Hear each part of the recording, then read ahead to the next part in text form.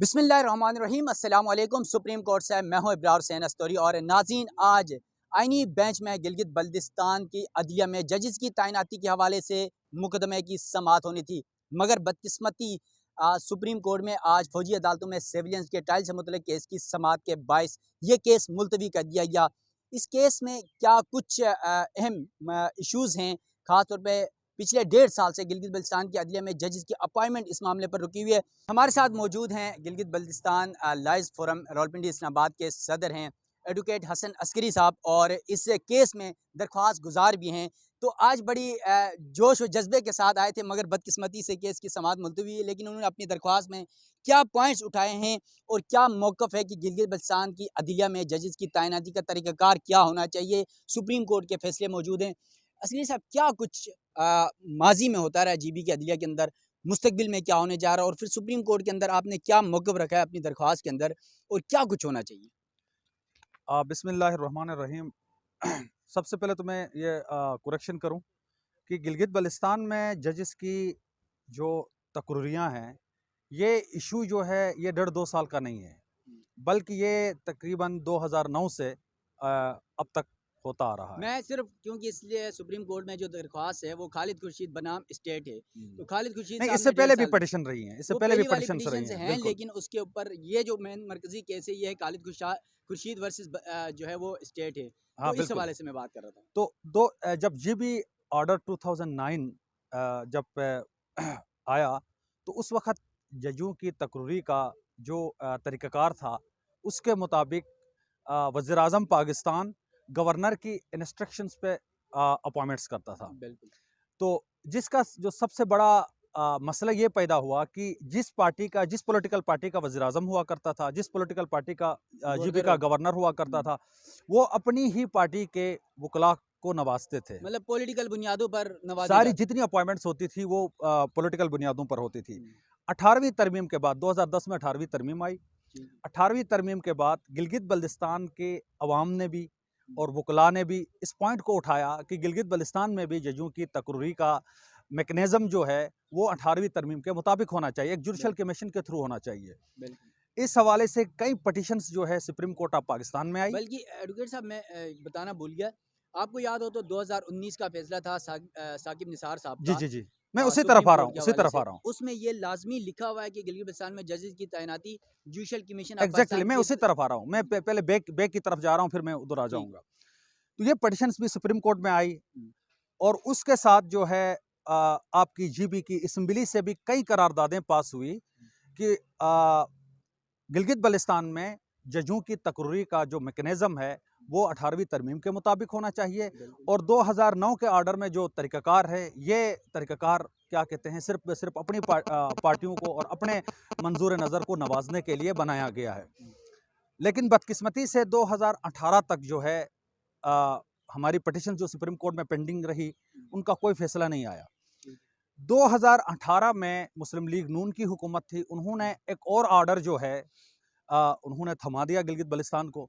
तो इसमें भी उन्होंने जजों की तकरीरी का जो पहले से एक इशू था, उसमें कोई तब्दीली नहीं की। उन्होंने एज इट जो 2009 में जो तरीक़ाकार था, उसी तरीक़ाकार को 2018 में भी रखा। लेकिन यहाँ पर इन्होंने सिर्फ वज़ीर आला की इंस्ट्रक्शन गवर्नर, और गवर्नर की इंस्ट्रक्शन जो है वज़ीर-ए-आज़म, लेकिन अपॉइंटमेंट वज़ीर-ए-आज़म कर लेगा। जिसकी वजह से गिलगित बल्तिस्तान में अभी तक सुप्रीम अपील कोर्ट के जो चीफ जस्टिस हैं, उनका तैनात जो है वो गैर मकामी हो रहा था। चीफ कोर्ट में जो जजेस होते थे वो पार्टी की बुनियादों पर उनके अपॉइंटमेंट्स हो रहे थे। लेकिन अब ये मसले जो हैं, सारे इश्यूज और मुकदमा जो पहले से पिटीशन थी, 2018 से पहले से पिटीशंस थी, ये पिटीशंस जो हैं वो सुप्रीम कोर्ट ऑफ पाकिस्तान में 2019 साकिब निसार की जो जजमेंट है 7 लार्जर बेंच, उनके सामने ये चीज़ें आ गई। तो इन्होंने तकरीबन बहुत सारी पिटीशंस थी, तकरीबन 30-35 तक पिटीशंस थी, उन सबको मद्देनज़र रखते हुए उन्होंने एक जजमेंट दे दिया। उस जजमेंट में बाज़ाबिता तौर पर जजों की तकरीरी का जो मैकेनिज़्म है, एक जुडिशल कमीशन के थ्रू जो है वो तय हो गया। ठीक है, वो जजमेंट आने के बाद उस जजमेंट में ये भी ऑर्डर था साथ कि ये जो ऑर्डर 2019 है, ये 2 हफ्तों के अंदर अंदर इम्प्लीमेंट होना चाहिए, नाफिजुल अमल होना चाहिए गिलगित बल्तिस्तान में। ठीक है, उसके बाद 2020 में जब गिलगित बल्तिस्तान में केयर टेकर की जो गवर्नमेंट बनानी थी और जो इलेक्शन एक्ट 2017 को नाफिज करना था गिलगित बल्तिस्तान में, उस वक्त भी government of Gilgit Baltistan supreme court Pakistan में आ गई और उन्होंने 2019 के ऑर्डर के अंडर जो है इलेक्शन एक्ट को और जो केयर टेकर की जो गवर्नमेंट थी वो 2019 के ऑर्डर के मुताबिक बनाई गई है।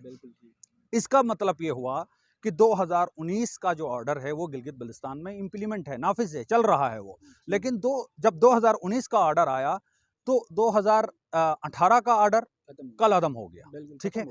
लेकिन इन्होंने ऐसा किया कि शरारत ये की कि उन्होंने जजों की तकरीरी का जो मैकेनिज्म था वो 2018 के मुताबिक ही कर रहे हैं, ठीक है।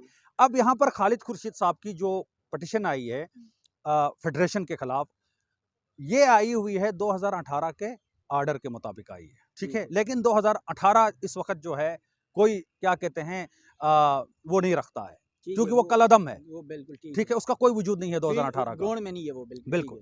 लेकिन इन्होंने ये करना था 2019 के ऑर्डर के मुताबिक एक जुडिशियल कमीशन बनाई जाए, 8 रुकनी 9 रुकनी जितनी भी है उसके मुताबिक जजों की अपॉइंटमेंट होनी थी। 8-9 थी, अब तो 13 रुकनी। हाँ, लेकिन बदकिस्मती से इन्होंने अपने जजों को अपॉइंटमेंट किया, पिछली हुकूमत ने भी और इस हुकूमत ने भी। सुप्रीम अपील कोर्ट के जो चीफ जस्टिस हैं वो लाहौर से किसी को लाकर उन्होंने गैर मकामी को तैनात कर दिया, ठीक है। लेकिन अब हम ये आए हुए हैं कि अब ये लड़ रहे थे, जितनी पिटीशंस थी वो थी 2018 के ऑर्डर के अंडर में आ रही थी, यानी उस 2018 के ऑर्डर में मेरा इख्तियार ये है, उनका इख्तियार ये है। मुझे एक जुमला याद आ गया, इसलिए आपकी बात काट रहा हूँ कि आपने बात की ना कि चीफ जस्टिस लाहौर से लाके जो है ना उनको बनाया गया है। मुझे याद आ रहा है कि गिलगित बल्तिस्तान हाउस में जब उनकी अपॉइंटमेंट हुई तो उनकी हलफ बर्दारी तकरीब थी, गवर्नर थे मेहदी शाह साहब, हलफ बर्दारी तकरीब उनसे हलफ ले रहे थे। तो वहाँ पर जब हलफ बर्दारी के दौरान जब अल्फाज हलफ बर्दारी के जो वर्डिंग है उस दौरान वो गिलगित बल्तिस्तान, जो बल्तिस्तान का वर्ड है वो वर्ड ही इस्तेमाल नहीं कर पा रहे थे और वो कह रहे थे गिलगित बलोचिस्तान, बल्चिस्तान, मतलब 2 दफ़ा। बल्कि गवर्नर साहब ने, मेहदी शाह साहब ने यूँ देखा, यूँ करके देखा, दोबारा पढ़ा गवर्नर साहब ने, उसके बावजूद नहीं पढ़ सके, फिर भी गवर्नर आगे निकल गए।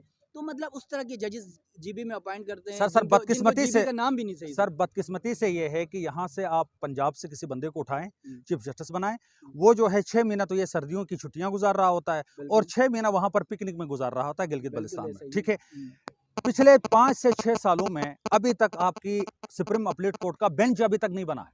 5 सालों से गिलगित बल्तिस्तान के जो अहम कॉन्स्टिट्यूशनल जो केसेस हैं वो अभी तक पेंडिंग में पड़े हुए हैं, अभी तक उसी तरह कोई। बहुत सारे लोगों के मुझे कॉल्स मैसेजेस आते हैं, जीबी का केस कब है, जजेस की तैनाती का केस कब है। मैं पूछता हूँ क्या मसला है, कहते हैं हमारी दरख्वास्त पड़ी हुई है, डिविजनल बेंच की है, 3 रुकनी बेंच की है, एक जज बैठे हुए हैं, कैसे फैसले देंगे, हमारे केसेस तो है यार, मुलाजमतों के केसेस इस तरह बिल्कुल सबके सब पलटवाए में। पिछले 5 सालों से गिलगित बल्तिस्तान में जुडिशियल सिस्टम जो है वो बिल्कुल खत्म हो चुका है, कोई काम नहीं कर रहा। हमारे वकील खामोश क्यों हैं? सर मैं इसी बात पर आ रहा हूँ।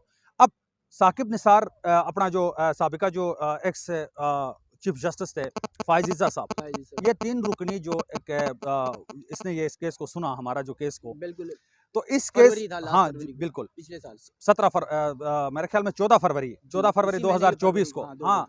तो उस वक्त हमारे जो सीनियर एडवोकेट हैं इब्राहिम शाहिद साहब, उसने जो सुप्रीम कोर्ट की उस वक्त की बेंच की जो है अटेंशन ड्रा किया, उसने कहा कि यार 2019 का ऑलरेडी ऑर्डर आ चुका है और वो इम्प्लीमेंट भी है गिलगित बल्तिस्तान में, तो जजों की तकरीर का जो मैकेनिज्म है वो जो है 2019 के मुताबिक होनी चाहिए थी। लेकिन ये जितनी भी पिटीशंस आ गई हैं वो सारी की सारी इलीगल और गैर आइनी और गैर कानूनी है, ठीक है। उस पर उन्होंने बाज़ाबिता तौर पर आपकी जो गिलगित बल्तिस्तान की चीफ कोर्ट की जो बार है, आपके बार कौंसल है गिलगित बल्तिस्तान, फिर जो सुप्रीम अपील कोर्ट की बार एसोसिएशन है, उनको बाज़ाबिता नोटिस हुए हैं कि आप आ जाएं, पेश हो जाएं। अच्छा मुझे ये बताएगा, ये नोटिस हुए हैं उनको, इस दफा उन्होंने पेश भी होना था, लेकिन आज ना ही गिलगित बल्तिस्तान बार कौंसिल का या कोई भी यहाँ पर वकील भी नजर नहीं आया, मुझे वजह क्या थी? सर बदकिस्मती से ये है कि वहाँ पर गिलगित बल्तिस्तान में भी कुछ वकला इस तरह चाहते हैं, जो ऊपर हैं, वो ये चाहते हैं कि यार उनकी अगर ये मेरिट पर, बिल्कुल अगर ये मेरिट पर हुआ, अगर ये एक थ्रू एक जुडिशियल कमीशन के थ्रू जजों की तकरीरी का एक मैकेनिज्म हुआ तो शायद उनको वो उनकी दुकान बंद हो जाएगी, उनकी दुकान बंद हो जाएगी। अक्सर जो बड़े वकला हैं वो ये चाहते हैं कि चूंकि उनकी जो पार्टियों के साथ, पॉलिटिकल पार्टियों के साथ उनकी एफिलिएशन है, तो वो ये चाहते हैं कि उन पॉलिटिकल पार्टी के थ्रू आसानी के तौर पर वो कुर्सी पर बराजमान हो, ठीक है। उस वजह से आप देखो इस वक्त आपकी तमाम बार कौंसल्स गिलगित बल्तिस्तान इस मौजू पर बात करने के लिए तैयार नहीं है। बाज़ लोग जो हैं जजों की जो पहले से अपॉइंटमेंट हो गई, उनकी रिश्तेदारियाँ उनके साथ हैं, वो उस वजह से खामोश होते हैं। बाज़ कंपनी वाले डरा वैसे धमका कर वो- खामोश कर रहे वैसे हैं। आपके भी एक दो रिश्तेदार शायद जज हैं, जी, जी, मेरा अपना घर का बंदा, मेरा अपना रिश्तेदार जो है लेकिन हम आप बोल रहे हैं नहीं, लेकिन मैं उनके खिलाफ नहीं हूँ। वल्लाह हम उनके खिलाफ नहीं है, ठीक है? बेशक वो तरीके दोबारा अपॉइंटमेंट हो जाएँ। तरीक़ेकार के एक खिलाफ हैं। तरीक़ेकार के हम बिल्कुल खिलाफ वैसे हैं, हम एक सबका यही है। बिल्कुल जुडिशियल कमीशन के थ्रू होना चाहिए। बिल्कुल हम ऐसे ही उसके लिए क्या कहते हैं तैयार हैं। अब हमने गिलगित बल्टिस्तान लॉयर फर्म जो हमारा इस्लामाबाद रावलपिंडी है, हम तकरीबन 250 से 300 वकला जो हैं इस वक़्त यहाँ पर ज़ेर प्रैक्टिस हैं। हमने ये फैसला किया कि गिलगित बल्टिस्तान चूँकि कौमों की तबाही का जो एक वो होता है, फ़ॉर्मूला वो होता है। जुडिशियल आपकी जो क्या कहते हैं जुडिशियल सिस्टम जो होता है, बिल्कुल होता है, इंसाफ अगर ना बिल्कुल मिले तो अगर फिर इंसाफ ना मिले वो ख़त्म हो जाता है। बिल्कुल। हमने इसी बुनियाद पर हमने बाज़ाबिता तौर पर अपने मौक़िफ़ को लेकर सुप्रीम कोर्ट पाकिस्तान आए हुए हैं और हम ये चाहेंगे कि सुप्रीम कोर्ट ऑफ पाकिस्तान को हम असिस्ट कर रहे हैं ठीक है। कि भाई 2019 का ऑर्डर क्या था, सेवन लार्जर बेंच ने क्या फ़ैसला दिया था, उसके बाद उसकी इम्प्लीमेंटेशन के लिए गिलगित बल्टिस्तान में जो आपकी केयर टेकर गवर्नमेंट बनी है, जो आपका इलेक्शन हुआ है, वो किस ऑर्डर के तहत हुआ है।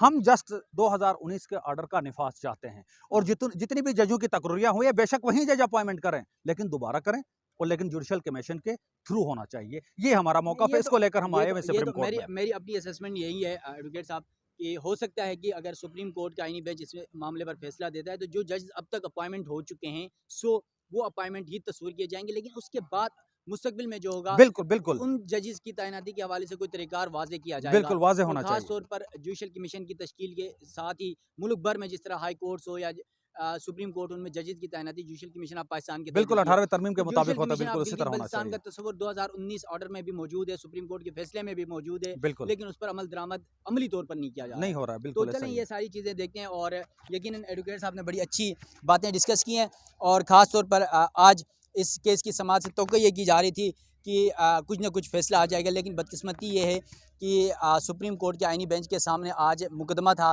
फौजी अदालतों में सिविलियन के ट्रायल से मुतल्लिक जो पीटीआई के कारकुनान के हवाले से। तो इस हवाले से वो केस इंपॉर्टेंट था, इस वजह से ये दीगर मुकदमात मुलतवी किए गए और इसमें गिलगित बल्टिस्तान में जजेस की तैनाती का मामला भी मुलतवी किया गया है। लेकिन आपको ये बता दूं कि बहुत सारे दोस्त ये सवाल उठाते कि अब ये केस कब लगेगा, क्योंकि आगे छुट्टियां होने जा रही है, तकरीबन 20 दिन थे। ये समझ लें कि दिसंबर के बाद जनवरी में भी ये केस लगता हुआ मुझे नज़र नहीं आ रहा। हो सकता है जनवरी के एंड में कहीं जाके, या फिर अभी तो कॉन्स्टिट्यूशनल बेंच भी उसकी नई तश्कील भी होनी है जनवरी के एंड में। तो देखते हैं कि कब तक ये समाअत होगी, महीना 1.5 महीना तो लग ही जाना है। तो इस हवाले से एडवोकेट ने भी बड़ी तफसीलात बताई आपको कि गिलगित बल्टिस्तान में जजेस की तैनाती के मामले पर क्या कुछ कॉन्स्पिरेसी थ्योरी वहाँ पर तय की जाती है, किस तरह से जजेस अपॉइंट किए जाते हैं, किस तरह पॉलिटिकल जजेस आ जाते हैं, किस तरह जो है वो इंसाफ फराहम करने वालों को जो है वो वहाँ पर वहाँ को दूसरे शहरों से लाकर बिठाया जाता है। तो ये सारी चीज़ें बड़े इश्यूज़ हैं। बदकिस्मती वहाँ के वकला जो है वो खामोश हैं।